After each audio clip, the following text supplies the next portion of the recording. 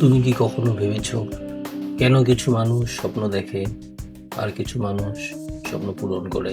পার্থক্যটা প্রতিভার না, পার্থক্যটা ভাগ্যে না, পার্থক্যটা হলো আত্মশৃঙ্খলা। আত্মশৃঙ্খলা মানে নিজেকে জোর করা না, আত্মশৃঙ্খলা মানে নিজের ভবিষ্যতের জন্য আজ একটু ত্যাগ করা। আজ থেকে তুমি বদলাবে। হ্যাঁ, আজ থেকেই। প্রথম অভ্যাস, মাত্র 5 মিনিট, শুধু 5 মিনিট কাজ শুরু করো, দেখবে অলসতা হার মানছে। দ্বিতীয় অভ্যাস, সকালটা তোমার ঘুম থেকে উঠে মোবাইল না, নীরবতা, পানি, একটু ব্যায়াম আর নিজের লক্ষ্য লিখে ফেলা। সকালের নিয়ন্ত্রণ মানেই দিনের নিয়ন্ত্রণ। তৃতীয় অভ্যাস, প্রতিদিন 1% উন্নতি, একদিনে পাহাড় নয়, প্রতিদিন ছোট এক ধাপ।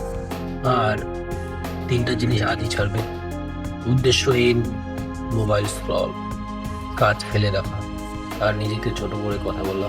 তুমি দুর্বল না, তুমি অলস না, তুমি শুধু অভ্যাসের বন্দী। আজ থেকে তুমি নিজের জীবনের নিয়ন্ত্রণ নেবে।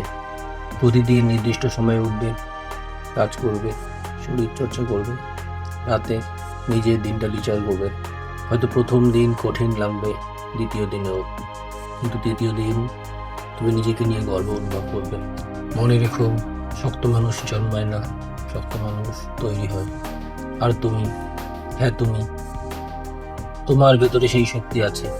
আর সিদ্ধান্ত নাও, একটা শৃঙ্খলিত জীবন, একটা শক্ত ভবিষ্যৎ, একটা নতুন তুমি। শুরু করো এখনই, এই মুহূর্তে। তোমার সাফল্যের গল্প আজ থেকেই লেখা শুরু হোক।